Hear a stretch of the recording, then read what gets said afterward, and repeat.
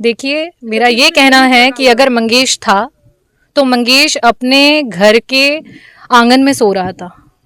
आप उसको पकड़ भी चुके थे, उसको ले जा चुके थे। 2 तारीख को आप उसको पकड़ लिए थे, तो उसके बाद 5 तारीख को उसे मारने की क्या जरूरत थी?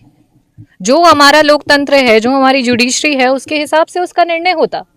जो हमारे संविधान के तहत सही होता, उस पर निर्णय होता कि एक अगर 21 साल के बच्चे ने कुछ गलत किया है, चाहे वो चोरी की है या जो भी किया है, तो उस पर वो हमारे लोकतंत्र के थ्रू निर्णय होंगे। इसका जाना पूरे समाज के लिए और मुझे लगता है युवाओं के लिए एक बहुत ही ऐसा मैसेज है, दिल दहलाने वाला मैसेज है।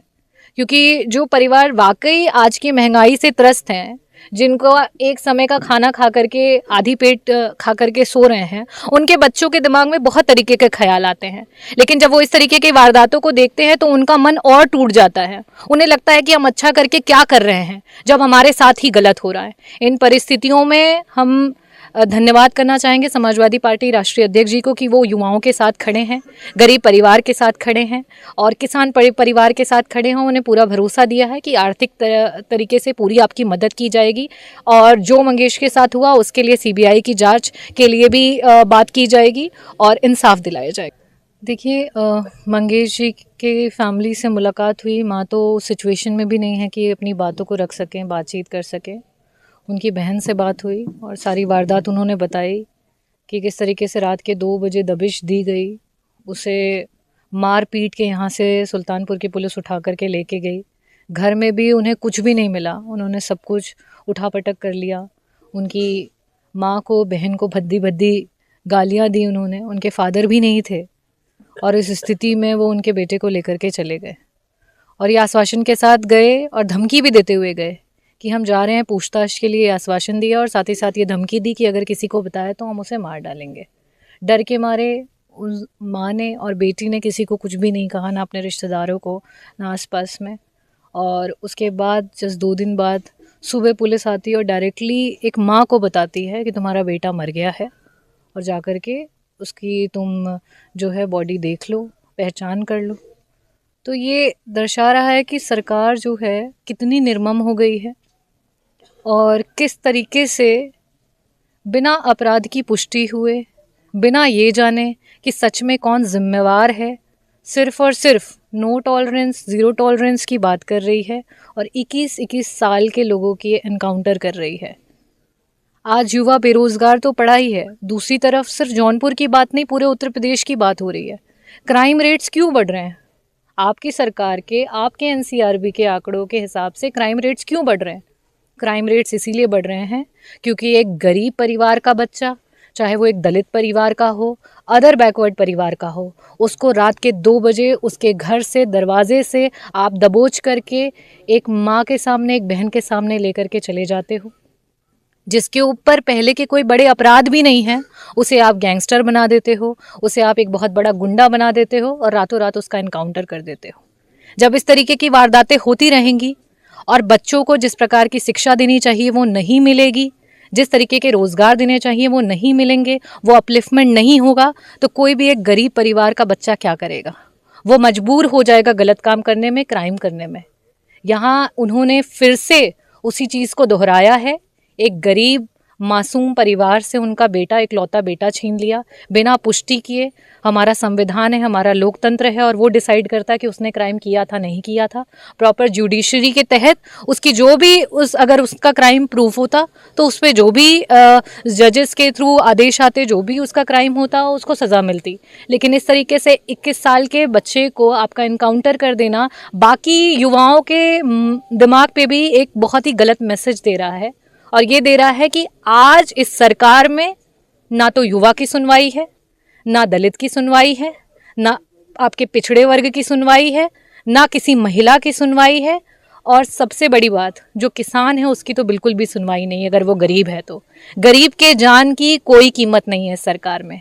आज समाज में बहुत बड़े बड़े खूंखार अपराधी हैं, चाहे घूम रहे हैं, बट एक चोर को कहें, तथा कथित चोर को घाट उतार दिया जाता है। इस पे आप क्या कहेंगे? मैं सिर्फ ये कहना चाहती हूँ कि जो बड़े बड़े चोर हैं, माफिया हैं, गुंडे हैं, उनको सरकार का और सत्ता का जो है संरक्षण मिला हुआ है। वो उनके बगल में बैठ करके उनके साथ खाना खा रहे हैं और जो हमारे गरीब तबके के लोग हैं उन्हें गलत धाराओं में गैंगस्टर बना करके अंधेरी रात में ले जा करके एनकाउंटर किया जा रहा है। जो प्रशासन की तरफ से मैम सीसी फुटेज वायरल किया गया है उसमें बताया जा रहा है कि मंगेश ही है।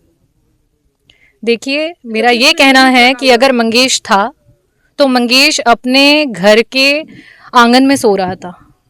आप उसको पकड़ भी चुके थे, उसको ले जा चुके थे।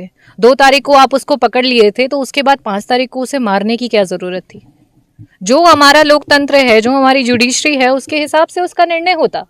जो हमारे संविधान के तहत सही होता, उस पर निर्णय होता कि एक अगर 21 साल के बच्चे ने कुछ गलत किया है, चाहे वो चोरी की है या जो भी किया है, तो उस पर वो हमारे लोकतंत्र के थ्रू निर्णय होता। गोली मारना, इस तरीके से अंधेरी रात में उसको मार डालना, ये क्या दर्शाता है?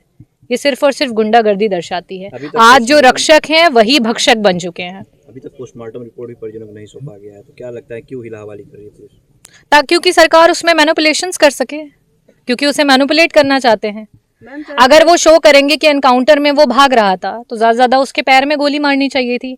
सर पे 2 गोलियां उनके फादर बता रहे हैं, उसके अलावा बॉडी में टोटल 6 गोलियां लगी हैं, तो उसका कारण उन्हें पुष्टि भी तो देनी पड़ेगी कि उन्होंने क्यों इतनी गोलियां चलाई।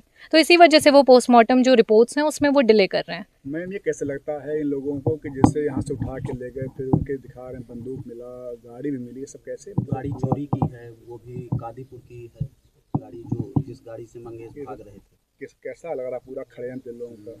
एक तो देखिए, बनावटी होता है, प्राकृतिक होता है। आपके सवाल स्वयं उस चीज़ को बता रहे हैं कि आप लोग भी इस बात से कहीं से भी संतुष्ट नहीं हैं कि वो जो भी बता रहे हैं वो सच है।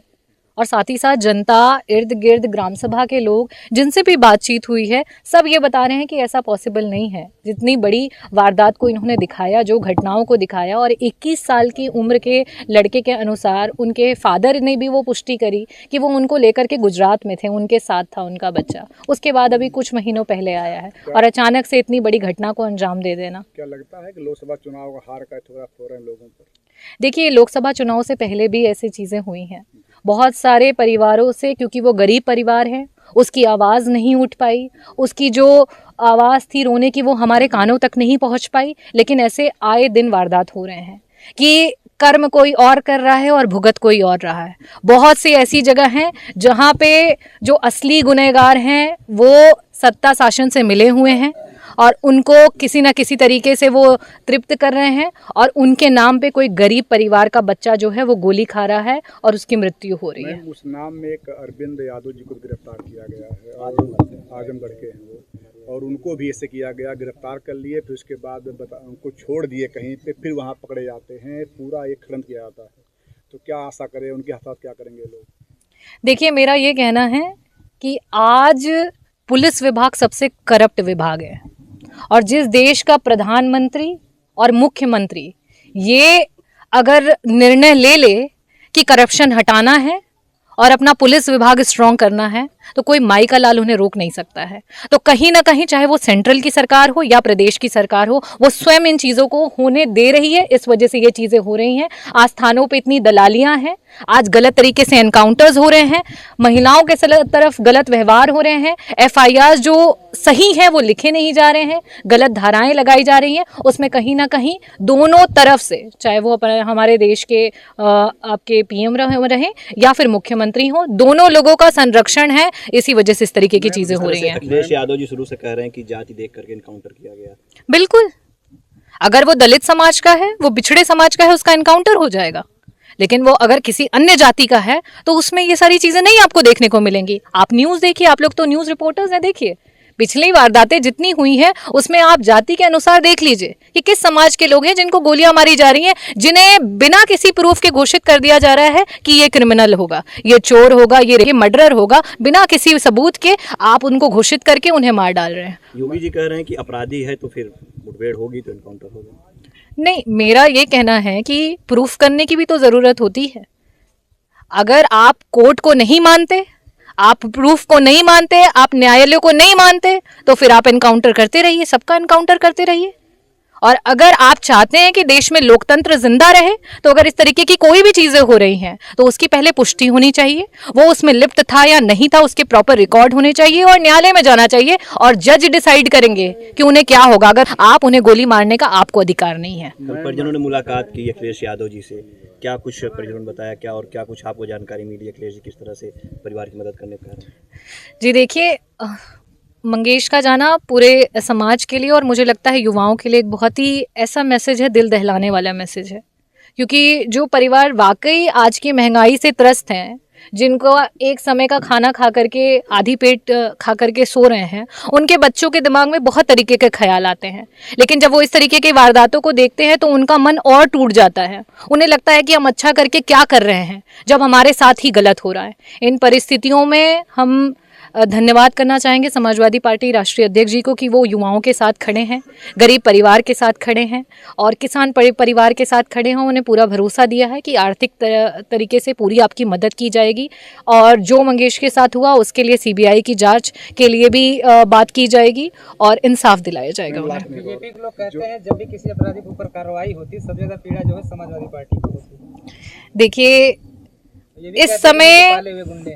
इस समय अगर सबसे ज़्यादा पीड़ा किसी को है तो वो बीजेपी के सारे विधायकों को है और ये सबके सामने है, क्योंकि आज सबसे ज़्यादा अगर दिक्कत किसी को है तो मुख्यमंत्री जी से सबसे ज़्यादा दिक्कत खुद उनकी पार्टी के विधायकों को है।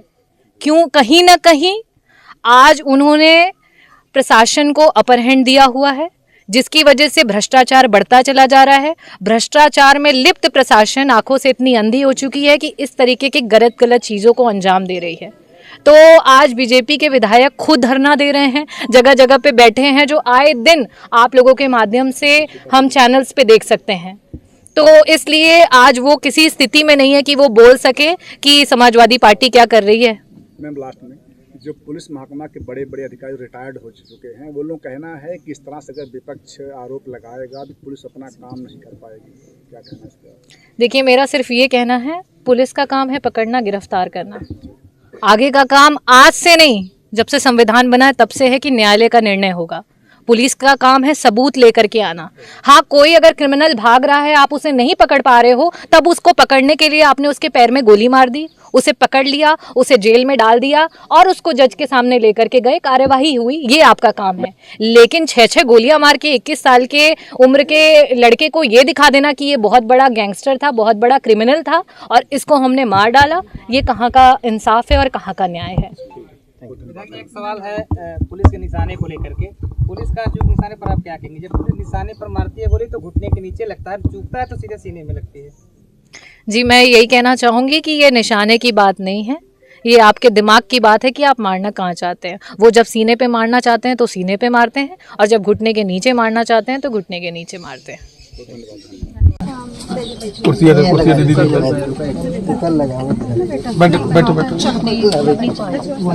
आ जाओ तुम यहाँ बैठ जाओ, उधर बैठ जाओ। थोड़ा सा हल्का सा। कौन सी तारीख को हुआ है? 2 तारीख को उठाए थे, 5 तारीख 2 तारीख को उठा करके ले गए। किस समय आए थे? हमारा कौन कर रहा था? 2 बजे रात को आए थे। रात को 2 बजे। अच्छा, तो रात को 2 बजे यहीं पे था मंगेश? हाँ, अच्छा, घर पे बाहर सोया था। बाहर सोए। तो क्या बोले आप लोग उसको जब लेके गए? आज पहले उसको उठा के बैठाए, 2 झापड़ मारे। अच्छा, आप लोगों के सामने ही मारे? हाँ, अच्छा, उसको पकड़े, फिर हम लोग जब पूछने का प्रयास किए तो बोले तुम लोग ज़्यादा बोलो ना, हम लेकर जा रहे हैं, पूछताछ करके छोड़ देंगे। अच्छा, तो घर में गए, सब चेकअप किए, कुछ नहीं मिला। भाई का फोन मिला और हमारा यहाँ से कुछ भी नहीं मिला? कुछ नहीं मिला, कोई सामान नहीं था यहाँ? और वो शांति से सो रहा था? हाँ, वो सो रहा था। और रात को 2 बजे आए, मारे पीटे, उठा करके लेके चले हाँ, गए। जब हम लोग पूछने बोले कि वो लेकर जा रहे हैं, पूछताछ करके इसको छोड़ देंगे, तब छोड़े नहीं। और लेकर जाने के बाद भी वो लोग आ रहे थे, कुछ वीडियो बनाए उसी दिन। जब भाई चला गए तो उसी दिन मम्मी पापा का नाम पूछे, हमारा नाम पूछे और तुम्हारा भाई था कि नहीं था, यही सब वीडियो बनाए। अभी तो कुछ आपको कुछ प्रेशराइज करके कुछ ऐसा बुलवाए या ऐसा? हाँ, बोले तुम लोग को कुछ ऐसे नाम हम पूछ रहे हैं, उसको सब बता। मैम, रात को आए तो हम लोग डर गए तो कुछ नहीं बता पाए उस समय। फिर जो बोल रात को पाए 2 बजे ही वीडियो बना रहे थे। हाँ मैम, आपके परिवार का, हाँ। आपका कोई महिला कांस्टेबल थी साथ में? कोई नहीं था कोई मैम, महिला बस- नहीं थी? बस हम मम्मी थे। नहीं, वो पुलिस के साथ कोई महिला कांस्टेबल थी? हाँ एक थी। एक थी हाँ महिला। वही बोली कि ताला खोलो नहीं तो हम तोड़ के अभी तुमको भी मारेंगे और हम पूरा सामान चेक करते हैं। अच्छा, वो लोग भी ऐसे आपके बोले। ऊपर तो हाथ नहीं उठाया? नहीं मैम, गाली दिए थे वो गाली लोग। दी थी? हाँ, अच्छा। जो एसटीएफ वाले थे वो लोग अच्छा, गाली दे दिए अच्छा। तो मारने में कितना देर लगता मैम। मम्मी को भी गाली दी? हाँ गाली अच्छा। दिए थे। सामान वामान सब उठा के फेंक दिए? सब फेंक दिए, कुछ नहीं उनको कुछ मिला। नहीं मिला। सब कॉपी किताब पूरा इधर उधर सब कुछ कर दिए लेकिन उनको कुछ नहीं मिला। बस भाई का फोन वही चार्ज लगा था वही लेकर गए। फोन लेकर के गए? हाँ फोन लेकर गए। फिर 2 तारीख के बाद आप लोग पता किए 3 तारीख को? वो लोग आने जाना लगा था, किसी को तो पता तो नहीं चल पाया, किसी को पता नहीं है। अच्छा, 3 तारीख को कुछ पता नहीं चला भाई कहाँ है? नहीं 4 को भी नहीं पता चला? नहीं, वही 5 क्यों इनाम देकर वो लोग पुलिस हमेशा आके यहाँ पे रिपीट आती रही ना कि आ जाएगा भाई, पूछताछ हो रही है, वो धमकी अच्छा। दे दिए तो ये लोग माँ बेटी डर गई कि हम किसी से बताएंगे तो भाई को मार देगा, कहीं के मतलब धमकी दे के गए थे ना कि किसी का अगर बताओगी तो हम तुम्हारे भाई को मार देंगे, फिर तुम लोग को मारेंगे। तो ये लोग न मामा से, धमकी दे करके? हाँ, न मामा से न दादी से चाची, मतलब किसी को नहीं बता पाए? रिश्तेदार में अपने पापा तक के नहीं बताए कि मतलब पापा। पहले का मंगेश के ऊपर कोई मुकदमा था छोटा मैम, मोटा कुछ फर्जी इस सब तरीके मुकदमा का? डाले किस हैं। तरीके का था? बोले हैं पहले का? 2 गाड़ी। आपके संज्ञान में ऐसा कुछ है कि भाई ने पहले कुछ ऐसा हाँ कुछ? एक मोबाइल खरीदे थे जिसमें वो मोबाइल चुराए थे। अच्छा, कोई जो बेचा था वो चुराए मोबाइल थे, हाँ, तो उसी में सब बजा के वो किए थे, उसको फंसाए थे। मोबाइल अगर चोरी का मान ले, हाँ। एक मोबाइल चोरी का मुकदमा, हाँ। उसके अलावा तो कुछ? और एक बता रहे हैं कि प्रतापगढ़ में कि कहीं जौनपुर में बता रहे हैं 2 गाड़ी उसके आंगन से बरामद हुए। हमारे घर आंगन है ही नहीं, 2 गाड़ी कहाँ से आ जाएगी मैम? आप भी देख लीजिए, यहीं पे हम लोग हैं। और साइकिल है नहीं, गाड़ी दिखा रहे हैं। और सब मैम सब फर्जी। तो ये सारे मुकदमे अभी इन्होंने दिखाए कि पहले से आपके संज्ञान में रहा ये मुकदमा कुछ भी? मैम अब दिखा रहे हैं, अब दिखा रहे हैं। पहले से कोई नॉलेज में नहीं था कि कोई भी मुकदमा पहले से उसके नाम पे दर्ज है? ये सब मुकदमे अब दिखा रहे हैं? हाँ अब दिखा रहे हैं ये सब कि ये उनके नाम से था। हाँ, चाहे वो गाड़ी के चोरी का हो या फिर ये आपका मोबाइल का हो। 2 जगह किए मैम। 2 जगह? हाँ। अच्छा। तो ये जौनपुर में नहीं है, ये मुकदमे कहाँ पे हैं? शायद प्रतापगढ़ में दिखा रहे हैं। अच्छा। और फिर जब ये हादसा हुआ तो आप लोगों को फोन आया कि पुलिस आई आपको बताने के लिए? मैम 10 बजे पुलिस आई थी, मम्मी से डायरेक्ट बता रहे हैं आपका बेटा मर चुका है, चलिए आप देखिए। और अब उनकी डेड बॉडी यहाँ पे नहीं आई। कोई बात होती है और आके डायरेक्ट मम्मी से बता रहे हैं। मम्मी के अभी कुछ हो जाता तो हम लोग कहाँ जाते, उनको तो पहले से ले लिए।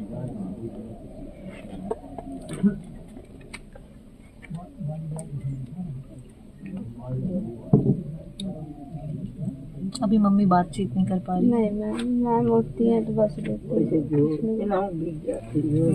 कितनी उम्र रही भाई की? मैम 20-21 थी। आप उनसे छोटे? हाँ मैम। आप पढ़ाई वगैरह कर रही थी? मैम 10th है।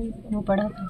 हाँ मैम पढ़ा था। 10 का पेपर नहीं दिया था। जो ये सब सुनाए तो पापा अपने पास ले लिए, बोले कि इसको नहीं जाने देंगे तो कुछ नहीं होगा। 2 ही भाई बहन आप तो? हाँ मैम वो भाई था आप बस? और फैमिली में और कोई? मंगेश इकलौता था? इकलौता बेटा था, इसीलिए तो माँ का ये हाल हो गया है। ठीक है, बाहर आ जाओ।